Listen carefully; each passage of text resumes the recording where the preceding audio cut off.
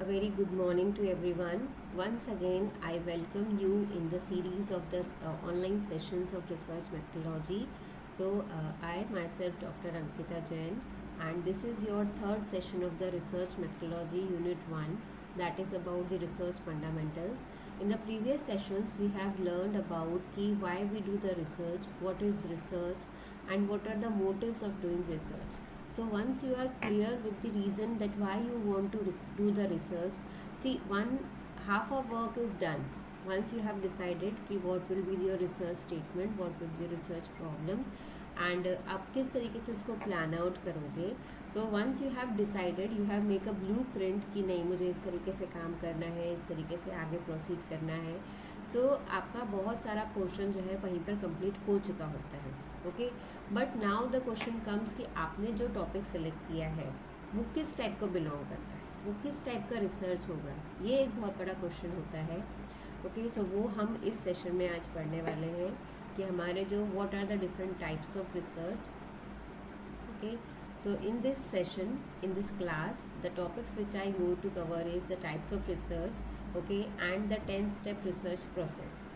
Okay, so if I talk about the research type, so research type is basically कि आपका जो research है वो किस कैटेगरी को बिलोंग करता है. हर एक बिकॉज हर एक कैटेगरी के, हर एक डिवीज़न के कुछ ना कुछ बेनिफिट्स होते हैं, कुछ उसके प्रोज होते हैं, कुछ उसकी इफ़ेक्टिवनेस होती है. तो once you are very much clear with the type of research और उसका क्या स्कोप है, तो आप बहुत इजीली अपनी जो मेथडोलॉजी है उसको प्लान आउट कर सकते हो. और दूसरा, आप उसको बहुत ही इजी वे में आप अपनी रिसर्च को कंडक्ट कर सकते हो, कंक्लूजन तक पहुंच सकते हो, and then in the end it will be very easy for you to convey your conclusion to your responding persons. आपके जो भी सबॉर्डिनेट्स हैं, आपके जो सुपरवाइजर्स हैं, या जो भी आपकी रिसर्च से बेनिफिशियल हैं, उनको आप बहुत इजीली एक्सप्लेन कर सकते हो कि आपने ये रिसर्च किया था and this was the benefit of this research and this research belongs to this thing. Okay, so in broad category there are 5 different departments of research on the basis which when we can distribute the types of research. Okay, the very first is the according to the purpose. Second is according purpose is basically आपका क्या purpose है, whatever the method of collecting data, उसके behind for doing everything there is a purpose.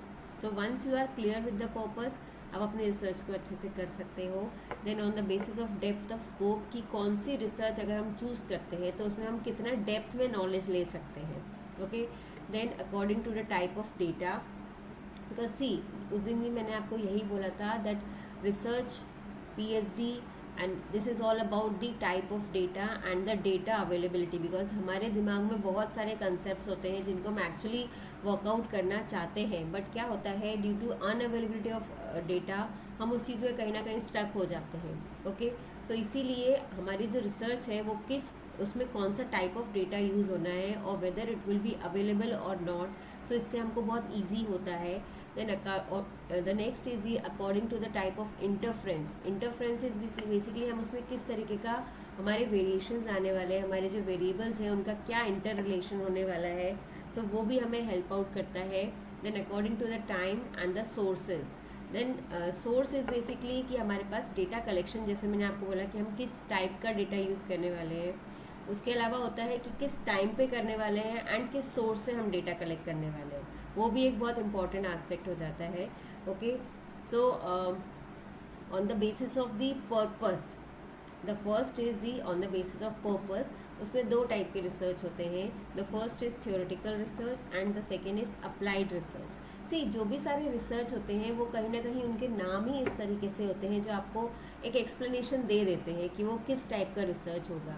Okay, तो जो theoretical research होती है वो that basically focus on theory only, है ना, कि हम उसमें जैसे बुक्स जितनी भी सारी लिखी गई हैं, ओके, जितनी भी सारी फिलोसफिकल रीडिंग्स हैं, तो वो क्या है, वो बिलोंग करती है थियोरेटिकल रिसर्च को, जिसमें जो मेन फोकस होता है वो एक थ्योरी डेवलप करने पे होता है. ठीक है, जैसे कि मेस्लॉस नीड हायरार्की थ्योरी बनाई गई है, और जितनी भी सारी फाइनेंस में, मार्केटिंग में, HR में, या जितने सारे अलग अलग स्ट्रीम्स हैं, तो उनमें जो थ्योरीज बनाई गई हैं, तो that all belongs to the theoretical research. क्योंकि इसमें जो मेन फोकस होता है वो होता है थियोरेटिकल फाइंडिंग्स पे, उसका एप्लीकेशन कितना होगा, वो किस तरीके से लोगों में यूज़ हो पाएगी, उसका इंटरफ्रेंस कैसा होगा, लोग उसको कितना अडॉप्ट कर पाएंगे, ये सब चीज़ें सेकेंडरी हो जाती हैं। इस पर हमारा फोकस नहीं होता है, हम सिर्फ एक थ्योरी क्रिएट करने पे फोकस करते हैं। जैसे जब लिकर्ट स्केल बना था, ओके, तो तब आई डोंट थिंक को किसी ने इतना सोचा होगा कि लिकर्ट स्केल इतना यूज़फुल होगा, बिकॉज लिकर्ट स्केल कब से यूज़ हुआ, सबसे ज़्यादा जब हम मॉल्स का सिस्टम आया, ठीक है, उसके बाद ऑनलाइन फीडबैक सबमिशन का सिस्टम आया, तो वो लिकर्ट स्केल सबको पता चला। जो लिकर्ट स्केल होता है उसमें 5 वेरिएशंस होते हैं, ठीक है, जिसमें highly satisfied, satisfied, neutral, dissatisfied and highly dissatisfied. तो इस तरीके से उन्होंने एक स्केल बनाया हर एक चीज़ के लिए, एग्री, डिसएग्री, इसके बीच 5 उन्होंने क्राइटेरिया बनाए। तो जब वो ये बनाई रिसर्च, ओके, तो the main purpose of making this research was basically to create a theory, to create a concept, okay. फिर उसकी एप्लीकेशन किस किस एरिया में होनी थी वो उनको भी आइडिया नहीं था। They have just created the scale just to know कि एक लिकर्ट स्केल जो है वो हम HR में यूज़ कर सकते हैं या फिर बिहेवियरल एस्पेक्ट में यूज़ कर सकते हैं, बट अब वो बिहेवियरल एस्पेक्ट जो है उसका स्कोप बहुत बड़ा हो गया, ओके। तो वो काफ़ी सारी जगहों पे यूज़ होने लगा, एवरीवेयर। आज आप देखोगे, आप अपना क्वेश्चनर बनाओगे, उसमें आप लिकर्ट स्केल यूज़ करोगे, ठीक है। आप किसी भी मॉल में जाते हो, कहीं भी शॉपिंग करते हो, ऑनलाइन शॉपिंग करते हो, अमेज़ॉन है, फ्लिपकार्ट है, कितनी भी सारे सोर्सेज हैं, तो वहाँ पर आपको फीडबैक के लिए हमेशा लिकर्ट स्केल यूज़ होता है। सो दैट इज़ बेसिकली एक लिकर्ट स्केल जो था उसके पीछे एक पर्पस था, क्योंकि कई बार क्या होता है, हम लोगों के रिस्पॉन्सेज जानना चाहते हैं, बट हमको एक्चुअली नहीं पता चलता। लोग क्या बोलते हैं, ठीक है, बढ़िया है, तो वो बढ़िया है और ठीक है को एक हमने एक कैटेगरीज दी सो दैट कि हम एक कंक्लूजन पे पहुंच सकें, ओके। तो वहाँ पर एक जो है एक थ्योरी बनाई गई, जिसमें फोकस किया गया थ्योरेटिकल पार्ट पे, okay, with a great purpose कि हम लोगों के इंटेंशंस को एक्चुअली में पता कर पाएँ कि वो उसमें क्या बताना चाह रहे हैं, ओके। सो ये हुआ थ्योरेटिकल रिसर्च, जिसमें हम ज़्यादातर फिलोसफिकल डिसर्टेशंस करते हैं, okay. The second is your applied research. So applied research जो होती है उसमें भी थ्योरीज बनती हैं, बट उसके साथ साथ हमको ये देखा जाता है कि ये जो हम थ्योरी बना रहे हैं या जो कोई कंसेप्ट बना रहे हैं वो प्रैक्टिकली एप्लीकेबल होगा या नहीं होगा, ओके। तो उसके लिए क्या करते हैं हम, जैसे कंप्यूटर साइंस हुआ है ना, कंप्यूटर साइंस में जितने भी एक्सपेरिमेंट्स होते हैं, जो डेटाबेस के होते हैं, जो क्लोनिंग के होते हैं, जो क्लाउड कंसेप्ट्स आए हैं, तो इन सब की प्रैक्टिकली ग्राउंड पे इनकी टेस्टिंग की जाती है, सो दैट कि हमको पता चले कि एक्चुअली में ये यूज़फुल है या नहीं है ना। तो although it is not like कि हमने एक अप्लाइड रिसर्च लिया है तो हम सिर्फ अप्लाइड रिसर्च ही लेंगे, वो कॉम्बिनेशन ऑफ रिसर्च होता है, क्योंकि अप्लाइड रिसर्च में भी हम लिकर्ट स्केल बनाएंगे, जो थ्योरी पहले डेवलप हुई है उन थ्योरीज को हम यूज करेंगे on the practical grounds, okay. So this is your second type of research, that is the on the basis of purpose. The second one is the applied research, okay, जिसमें हम medical जितने भी सारी research होती हैं, then market research होती हैं, उन सबको इंक्लूड करते हैं। इंजीनियरिंग रिसर्च होती है कि अगर हमें कोई रोड मैप बनाना है, देन कोई हमें नया कंस्ट्रक्शन करना है, तो हम उसके लिए पहले उसका एक पूरा का पूरा सेटअप बनाते हैं, उसकी टेस्टिंग होती है कि वो एक्चुअली वो यूज़फुल हो पाएगा या नहीं हो पाएगा। So that basically is the applied research, where application is also important and along with the theory, okay. So these are the two types of research on the basis of purpose. The first is your theoretical research, where the focus is only on the theory part, okay. Then second is the applied research, where the focus is along with the theory, application part is also very important, so that is your applied research, okay.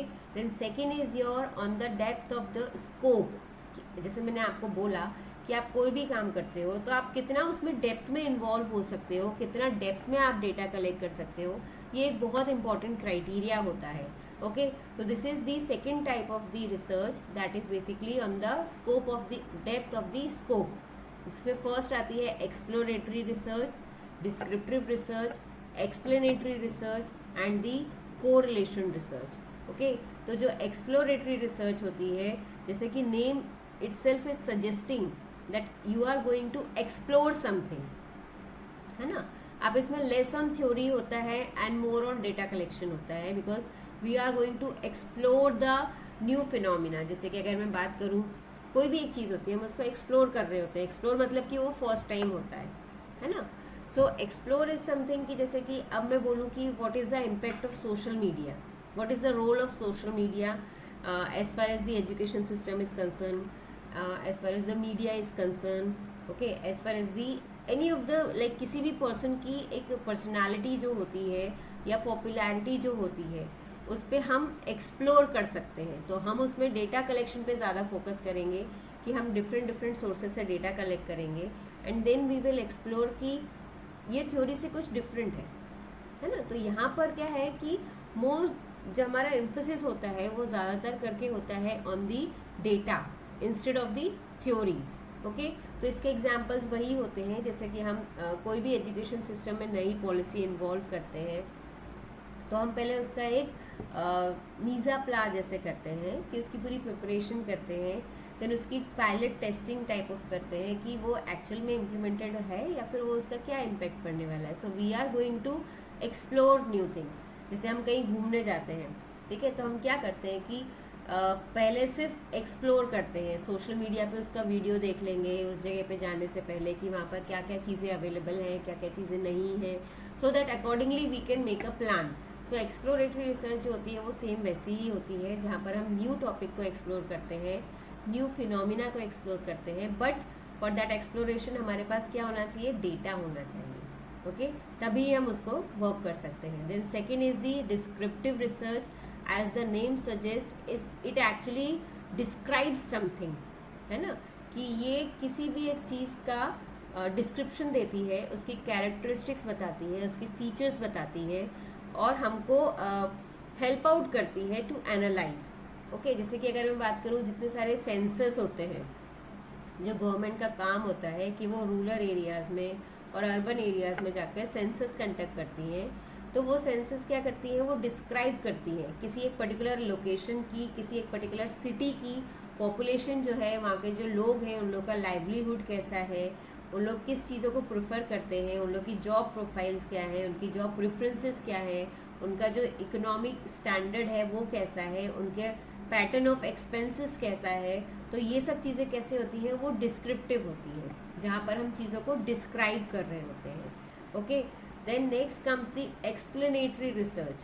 So by the name it is again very much clear कि it is explaining something, कि हमने जो भी एक कोई phenomena लिया है, जो कोई कंसेप्ट लिया है, कोई स्टेटमेंट जो लिया है, हम उसको एक्सप्लेन कर रहे हैं, okay. Explain in the sense कि हम उसमें कॉज एंड इफेक्ट रिलेशनशिप बता रहे हैं कि इस पर्टिकुलर चीज़ का कॉज ये है तो उसका इफेक्ट जो है वो ये होगा। अगर हम ज़्यादा एक्सपीरियंशियल लर्निंग करेंगे तो हमारे जो भी यूथ है वो ज़्यादा एक्सपीरियंस्ड वन होगा instead of being the fresher. Because अभी आप जो बुक में पढ़ते हो, ठीक है, वो आपको कहीं ना कहीं आगे जाके रियलाइज़ होता है कि नहीं, हमने ये जो बुक में पढ़ा था ये अब यहाँ पे कोरिलेट हो रहा है ना। तो उस टाइम पे वो हम कोरिलेट नहीं कर पाते हैं।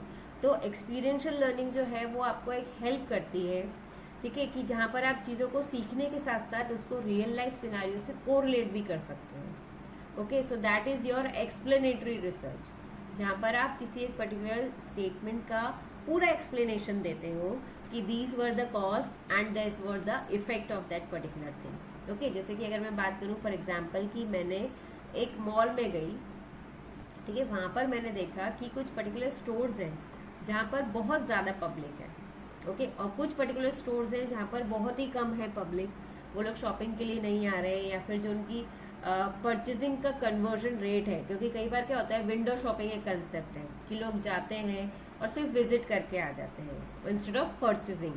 तो मुझे वो रीज़न जानना है कि क्यों सिर्फ लोग आते हैं, विजिट करते हैं, बट परचेज नहीं करते हैं, और एज फार एज दूसरा कोई जो स्टोर है वहाँ पर जाकर लोग शॉपिंग करते हैं instead of doing the window purchasing, they do actual shopping. जैसे तो उसमें जैसे अगर मैं आपको एग्जांपल दूँ, पैंटालून्स का एग्जांपल देती हूँ, ठीक है। पैंटालून्स में क्या होता था कि जो मिडिल क्लास है, जो हाई मिडिल क्लास है, वो लोग तो डेफिनेटली शॉपिंग करके आते ही थे, बट जो 3 कैटेगरीज होती हैं, higher middle, lower middle and middle class, okay, तो हायर मिडिल लोग जो थे वो तो उनको वो मॉल में जाके ही शॉपिंग करते हैं, ठीक है। बट जो लोअर मिडिल क्लास होते हैं और जो मिडिल क्लास होते हैं वो क्या करते हैं, वो विंडो शॉपिंग में ज़्यादा फोकस कर लेते हैं। This is my research, okay. I don't just want to do personal comments on any of the one or any of the category, okay. This is my observation only. So उसमें क्या हुआ कि उन्होंने pantaloon में ये उन्होंने observation रखा कि लोग आते हैं, पसंद करते हैं, बट लेते नहीं है। क्यों, रीज़न है इसका, क्या रीज़न है, ओके। तो उन्होंने फिर क्या किया, डेटा कलेक्ट किया, कुछ अपनी फर्म का डेटा कलेक्ट किया कि उनकी कंपनी के जो प्रोडक्ट रेंज है वो क्या है, उस प्रोडक्ट रेंज को वो किस प्राइस में अवेलेबल करवा रहे हैं, वो उन्होंने उस चीज़ को देखा, ओके। देन फिर उन्होंने दूसरे एक स्टोर, जैसे कि और दूसरा स्टोर जो था उसमें जूडियो में जाके उन्होंने देखा कि नहीं, जूडियो है, रिलायंस है, वहाँ पर लोग एक्चुअली शॉपिंग कर रहे हैं। तो फिर उन्होंने रियलाइज़ किया कि नहीं, हमारे प्राइसेस जो हैं वो थोड़े से ज़्यादा हैं as compare to the Zudio and the Reliance, okay. So what they did ना देन, उन्होंने अपना ही एक सब ब्रांड लॉन्च किया जिसको स्टाइल अप हम बोलते हैं। अभी आप काफ़ी सारे स्टोर्स उसके देख सकते हो, ठीक है। तो स्टाइल अप क्या है, वो एक कॉज था और एक रिलेशन था, कॉज एंड इफेक्ट का रिलेशन था कि कॉज क्या था कि प्राइस ज़्यादा थे और उसका इफेक्ट क्या था कि परचेसिंग पावर लोगों की कम हो रही थी। तो उस चीज़ के बेसिस पे उन्होंने एक एक्सप्लेनेशन दिया, उन्होंने एक पूरी रिसर्च कंडक्ट की।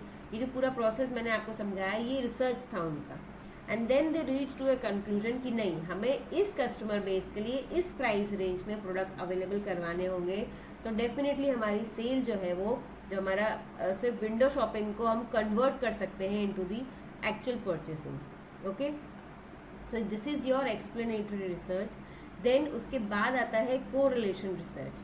अब ये जो था एक्सप्लेनेटरी में भी हम जो कॉज एंड इफेक्ट था उसको कोरिलेट करते हैं with the real time scenario, okay. जैसे मैंने अभी आपको ये जो एग्जांपल दिया ये इन दोनों का ही कॉम्बिनेशन है कि उन्होंने सबसे पहले एक्सप्लेन किया कि क्यों, क्या कॉजेज है जिसकी वजह से शॉपिंग नहीं हो रही है, देन उसके क्या इफेक्ट हो रहे हैं कि हमारे जो कंपनी की सेल है, जो पैंटलून की सेल है वो रिड्यूस हो रही है, ओके।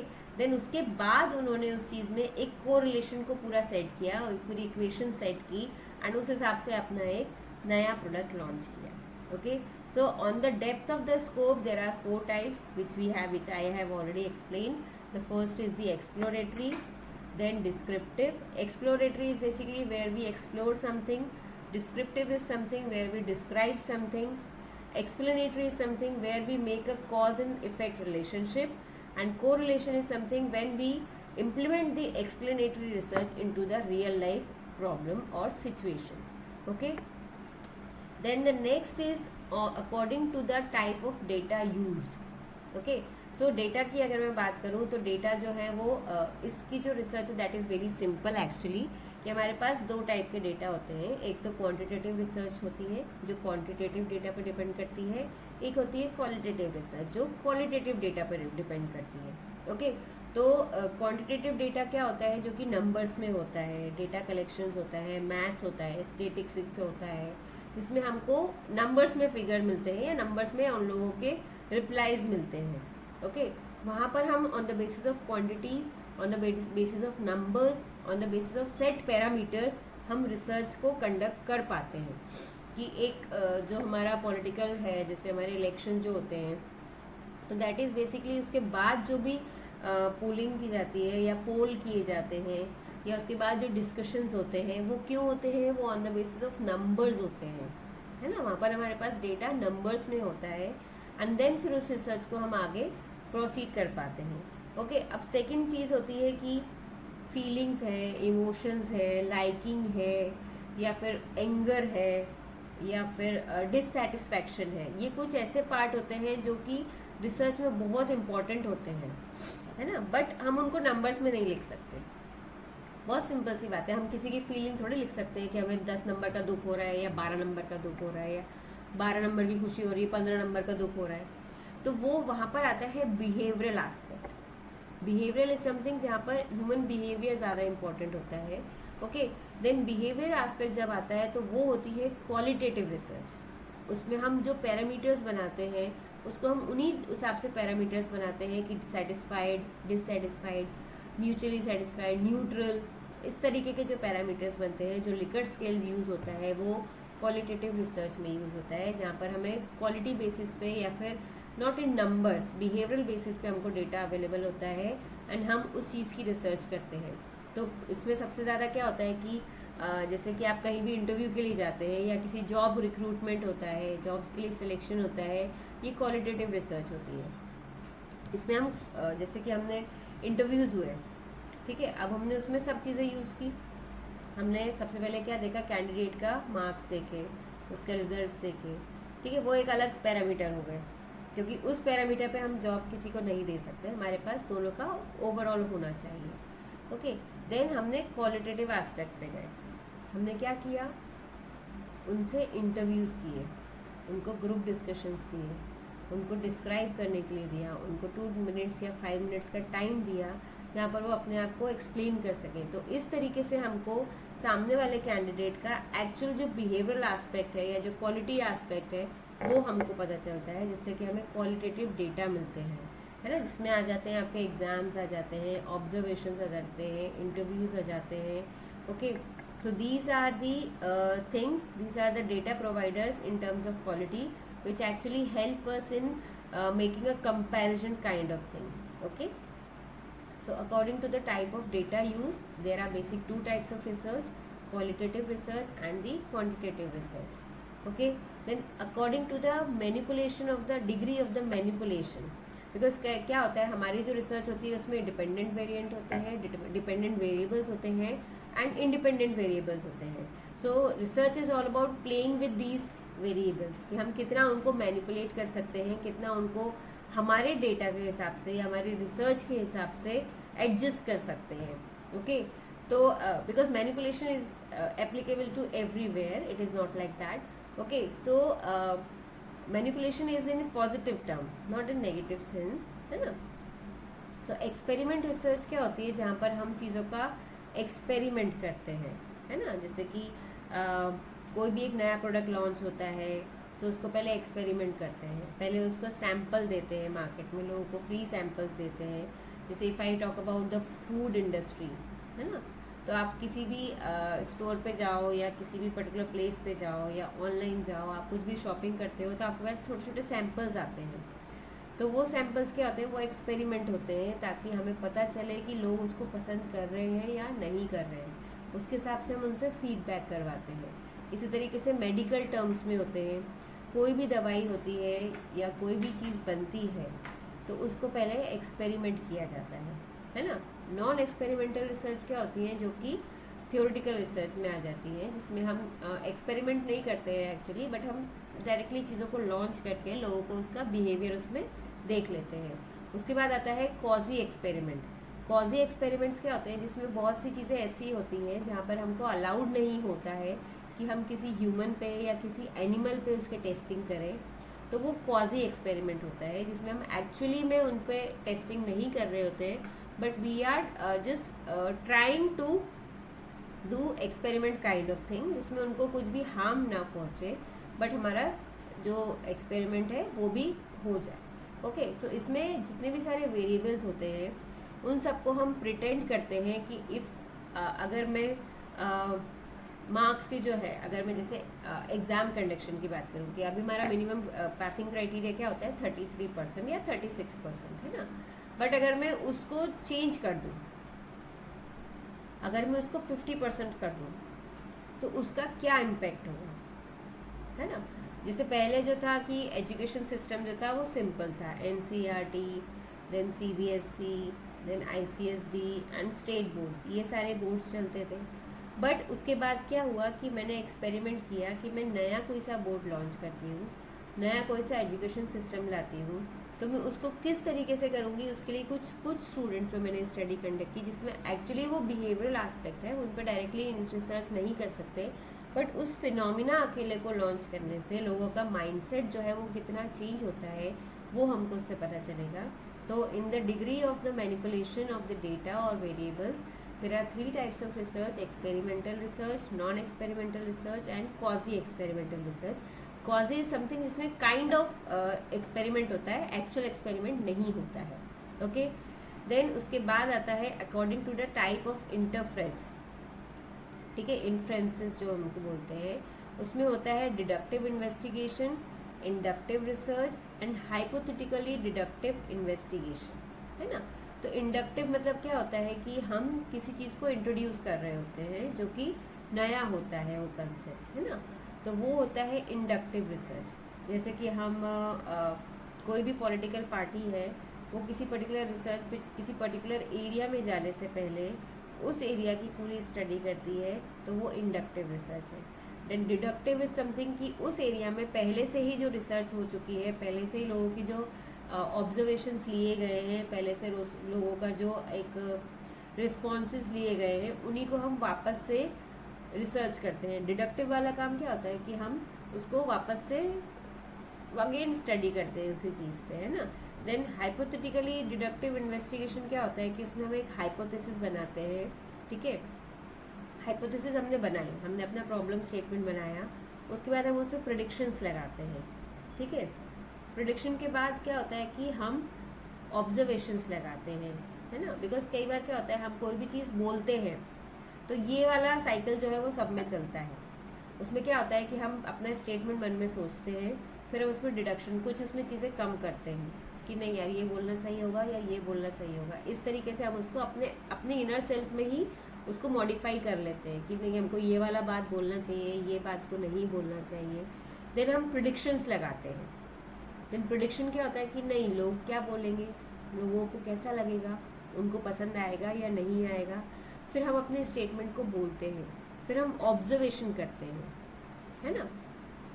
फिर ऑब्जर्व करने के बाद अपने जो प्रिडिक्शन थे उसको टेस्ट करते हैं कि हमने जो स्टेटमेंट बोला था और लोगों का जो ऑब्जर्वेशन आया है तो उन दोनों में सिमिलैरिटी है, या फिर हमको अपना जो है प्रिडिक्शन को वापस से मॉडिफाई करना है। अपने जो भी हमने वेरिएबल लिया है या जो भी हमारा वेरिएबल है उसको हमें चेंज करना है या उसको मॉडिफिकेशन करना है। उसके बाद हम इंडक्शन करते हैं, उसके बाद हम उस चीज़ को नया फ्रेम कर देते हैं, है ना। तो इसी तरीके से ये जो हमारी रिसर्च है according to the type of inferences, इसमें इंडक्टिव होती है, डिडक्टिव होती है एंड हाइपोथेटिकली डिडक्टिव होती है। इसमें कोई भी नई चीज़ को बनाने से पहले, नई रिसर्च को करने से पहले हम पूरा साइकिल को फॉलो करते हैं, जो ये साइकिल होता है that start from the hypothesis and it go to the prediction, meanwhile we do the deductions, then before from prediction to test of prediction we observe the reaction of the people, and from test of prediction to finally making the proving the hypothesis we do the induction. Okay, so these are the basic types. The first was on the basis of purpose, जिसमें दो होते हैं, theoretical and the applied research. Second is the according to your depth of scope, जिसमें आते हैं आपके exploratory, descriptive, explanatory and correlation research. Okay, उसके बाद आते हैं आपके according to the type of data use, that is qualitative and quantitative. Then according to the degree of the manipulation of variables, इसमें आपके आते हैं experimental research, non experimental research, quasi experimental research. Okay, then next is according to the type of the interference. Okay, inferences means कि आपका deductive investigation होता है, inductive research होती है, या फिर आपकी हाइपोथेटिकली डिडक्टिव इन्वेस्टिगेशन होता है, which can be clearly understood by this diagram, जो कि एक पूरा प्रोसेस फॉलो होता है जो हम बहुत ही रेगुलर लाइफ में उसको हम यूज़ करते हैं। Okay, before making any of the statement, before saying any of the words, we do this process. So same happens with the research कि before conducting and after conducting, या finally जो होता है प्री एंड पोस्ट कंडीशन जो होती है research की, वो ये होती है। ओके, देन उसके बाद आता है next according to the time in which it is carried out, है ना। तो टाइम मतलब एक होता है longitude and cross sectional research. तो लॉन्गिट्यूड रिसर्च जो होती है उसमें हम एक ही वेरिएबल को again and again on a different time frame हम उसको स्टडी करते हैं, है ना। जैसे कि अगर हम पॉपुलेशन की बात करें, देन एजुकेशन सिस्टम की बात करें, तो सेम पॉपुलेशन होती है हमारी, सेम सेगमेंट होता है हमारा, है ना। हम अगेन एंड अगेन उसी चीज़ पे रिसर्च कंडक्ट करते हैं। तो हमारा जो सेगमेंट होता है, जो हमारे जो सैम्पल होते हैं, वो सैम्पल सेम होते हैं through out the different time phases and हम उस पर रिसर्च करते हैं। ओके, एंड जो लॉन्गिट्यूडनल रिसर्च होती है उसमें हमारा जो सिर्फ एक ही टाइम रिसर्च करते हैं and then we reach to the final conclusion. Okay, then जिसको मैं इस तरीके से आपको एक्सप्लेन कर सकती हूँ, जैसे जो क्रॉस सेक्शनल स्टडी है उसमें हमने क्या किया है, एक ही बार में एक ही टाइम पे हमने डेटा को कलेक्ट किया है और एक ही टाइम पे हमने स्टडी की है। बट अगर मैं लॉन्गिट्यूड की बात करूँ, जो लॉन्गिट्यूडनल होते हैं उसमें हमने डिफरेंट टाइम फेजेस पे डिफरेंट टाइम पीरियड्स पे डेटा को कलेक्ट किया है to complete our research. Okay, then इसके बाद आता है according to the sources of information. जैसे मैंने आपको डेटा बोला है ना, because research is all about data only. तो हमारा जो डेटा है वो प्राइमरी टाइप का है या सेकेंडरी टाइप का है। प्राइमरी डेटा क्या होता है, जो हम फर्स्ट टाइम क्रिएट करते हैं, जो हमारे ऑब्जर्वेशन के बेसिस पे होता है, या फिर हम जो लोगों से क्वेश्चनर पूछते हैं, तो उस टाइम पे जो डेटा कलेक्टेड होता है वो होता है प्राइमरी डेटा। सेकेंडरी डेटा क्या होता है, जिसपे जो ऑलरेडी पब्लिश्ड होता है, जैसे कंपनी की बैलेंस शीट्स हैं, कंपनी के मार्केट रिपोर्ट्स हैं, या किसी पर्टिकुलर एरिया की अगर मैं बात करूँ तो जो ऑलरेडी पब्लिश्ड होता है डेटा और हम उसको लेते हैं तो वो सेकेंडरी सोर्स ऑफ डेटा हो जाता है। तो when we are conducting our research on the primary source basis basically, तो वो प्राइमरी रिसर्च होती है। And secondary research is the research which is based on the secondary data only. Clear? तो ये जो मैंने आपको डिफरेंट टाइप्स ऑफ रिसर्च बताया है, आपकी जो भी रिसर्च है इट इज़ नॉट नेसेसरी कि वो किसी एक ही टाइप की होगी, है ना। और ये मतलब आप मान ही लो कि आपकी जो रिसर्च है वो कॉम्बिनेशन ऑफ दीज टाइप्स होती है, बट आपको अपनी रिसर्च के अकॉर्डिंगली अपना टाइप पता होना चाहिए कि आपकी रिसर्च कौन सी रिसर्च है ना। Okay, so this is the whole type of research जिसमें हमने डिफरेंट टाइप्स पढ़े। नाउ कम्स की what would be the research process. अब हम रिसर्च कहाँ से शुरू करें? सबसे बड़ा क्वेश्चन तो यही होता है कि चलो ठीक है, अब हमको तो टाइप भी पता चल गया है, हमको ये भी पता है कि हमारा जो प्रॉब्लम स्टेटमेंट है वो क्या है, but now what is the first step that we need to take out. Because अगर हम फर्स्ट स्टेप ही सही नहीं लेते हैं तो आगे कैसे बढ़ेंगे, until and unless we know कि हमें किस डायरेक्शन में किस पाथ को फॉलो करना है, किस पैटर्न को फॉलो करना है, तो हम उस चीज़ में आगे नहीं हो सकते। तो research process is basically the step, the first step, the next step which we follow to do our research. Okay, तो हमारी जो रिसर्च प्रोसेस है वो सबसे पहला होता है कि हम सबसे पहले एक रिसर्च क्वेश्चन और रिसर्च प्रॉब्लम को लेते हैं, बनाते हैं।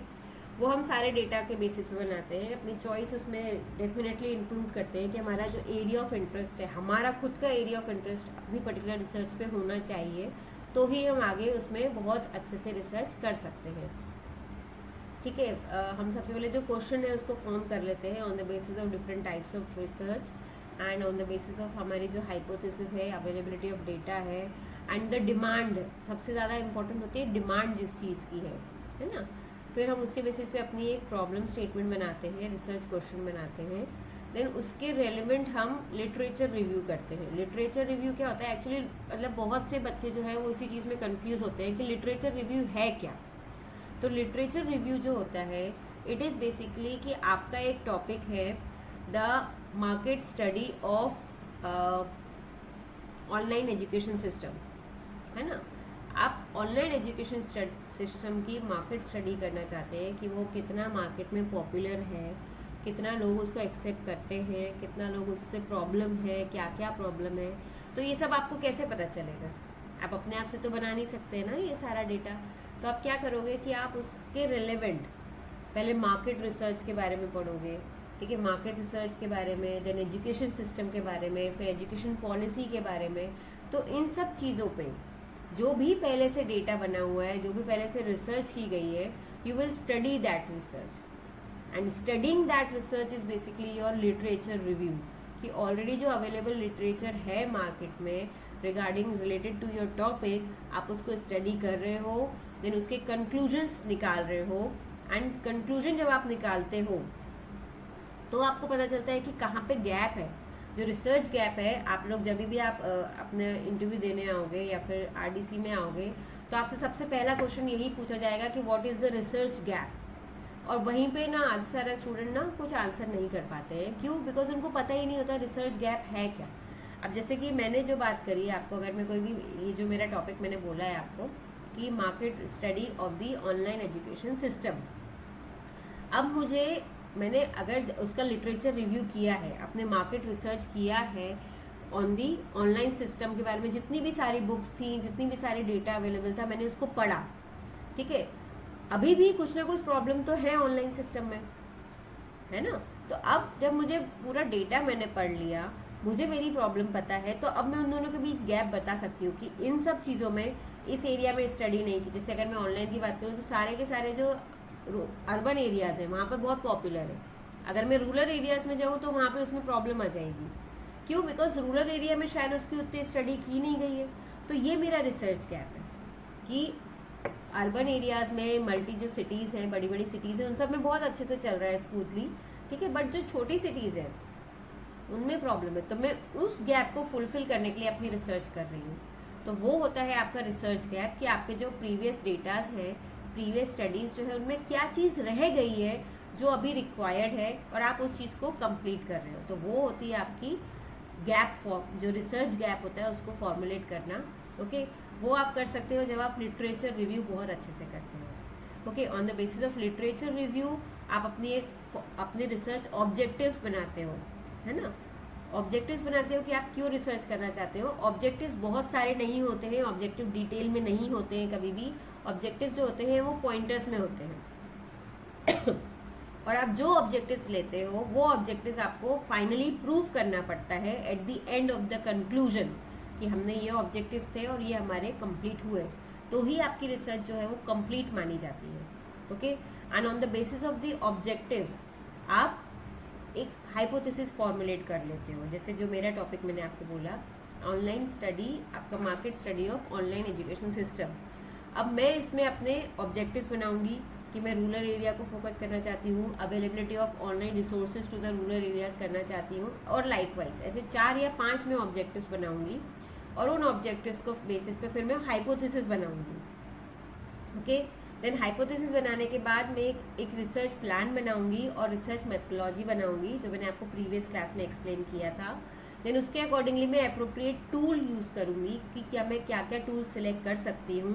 देन उसके accordingly I will collect and analyze the data.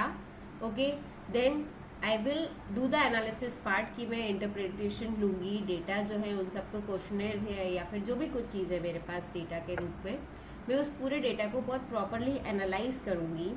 Then I interpret the findings, कि हर एक पैरामीटर की फाइंडिंग क्या है।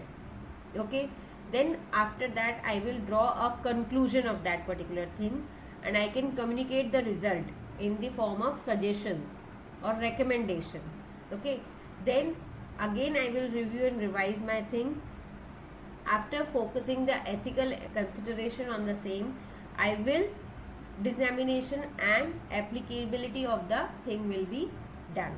Okay, so this is the whole process, that identifying the research problem, conduct literature review, formulate a research hypothesis or the objectives, design a research plan and the methodology, select an appropriate tool, collect and analyze the data, interpret the data on the basis of the recommendation and all these things, then review and revise, and keeping the ethical consideration into your mindset, you can do the application of that particular thing. Okay, so this is about the different types of research and different research process, है ना। अब research किस किस area में use हो सकती है, that is also an important thing. तो रिसर्च जो है वो उसके लिए तो इन्फिनिट एरियाज़ है, कुछ भी एरिया में आप रिसर्च कर सकते हो, बट वो उसकी रिक्वायरमेंट होना चाहिए, उसकी डिमांड होना चाहिए। तो कुछ पर्टिकुलर एरियाज़ क्या है कि क्लिनिकल रिसर्च, जो कि बहुत फ्रीक्वेंट होती है, जिसकी फ्रीक्वेंसी मोर और लेस एवरी डे होती है या एवरी आवर होती है, ठीक है। देन आउटकम रिसर्च होती है, जिसके हमें आउटकम के लिए हमको रिक्वायरमेंट होती है। हिस्टोरिकल रिसर्च होती है, बिकॉज नाउ टाइम क्या होता है कि हमारे कंट्री में बहुत सारे चीज़ों के इन्वेंशन हुए, बहुत सारी चीज़ों के, बट द प्रॉब्लम इज़ कि हमने उनका पेटेंट नहीं करवाया कभी, है ना। बहुत सारी मूर्तियाँ निकलती हैं, बहुत सारे जो बहुत सारी संस्कृति होती हैं वो ज़मीन में से निकल रही होती है, हम उन संस्कृति की स्टडी करते हैं, then we find and then we can conclude कि यस, हमारी जो सभ्यता है वो इतने सालों पुरानी है। तो वो जो इतनी सारी रिसर्च होती है वो हिस्टोरिकल रिसर्च होती है, जहाँ पर हम पास्ट डेटा को यूज़ करते हैं। देन एजुकेशन रिसर्च होती है, जैसे मैंने आपको भी एक एग्जांपल दिया ऑनलाइन वाला सिस्टम जो है, ठीक है। एग्रीकल्चर रिसर्च होती है कि हम कैसे अपनी जो कल्टीवेशन है, प्रोडक्टिविटी है, ओके, जो हमारा डोमेस्टिक प्रोडक्शन है उसको हम कैसे इंक्रीज़ कर सकते हैं with a very low cost, उसके लिए भी काफ़ी सारी रिसर्च होती है। देन मार्केटिंग रिसर्च होती है कि हम मार्केट में कोई भी नया प्रोडक्ट लॉन्च करते हैं, कोई भी प्रोडक्ट को डाइवर्सिफिकेशन करते हैं, कोई भी प्रोडक्ट को उसमें वेरिएशंस इंक्लूड करते हैं, तो हम किस तरीके से उसकी कर सकते हैं। तो रिसर्च इज़ समथिंग जो कि बहुत सारे एरियाज़ में होती है, जैसे कि आपका आता है हेल्थ रिसर्च आ गई, देन पॉपुलेशन रिसर्च आ गई, पॉपुलेशन साइज रिसर्च आ गई, इंटरनेट रिसर्च आ गई, देन साइबर सिक्योरिटी रिसर्च आ गई, बिजनेस रिसर्च आ गई, बायोमेडिकल रिसर्च है, इंजीनियरिंग रिसर्च है, ठीक है। बहुत सारे रिसर्च के एरियाज़ हैं। तो it is now up to on you only कि आप कौन सा टॉपिक चूज़ करते हो जो कि आपका फेवरेट है, बिकॉज हम जो चीज़ हमारा फेवरेट होता है उस पर हम बहुत अच्छे से फोकस करके काम कर पाते हैं, इंस्टेड ऑफ द थिंग्स जो हम पे इम्पोज किए जाते हैं उसकी जगह, है ना। तो whenever you are like you people all are going to conduct your research, तो वो टॉपिक चूज़ करो जो कि आपको बहुत पसंद का हो, आपका बहुत इंटरेस्ट वाला एरिया हो, so that you all will be very happy of doing the putting the efforts into that research. Okay, so this is for today's session. Okay, we will definitely meet in the next session, and if you have any of the doubt you can just write in the comments ki I will give reply there. Okay, and if you want to contact me, so you can have my number as well, and I will help you in each and every step of your research. Okay, so all the best to everyone, and thank you so much.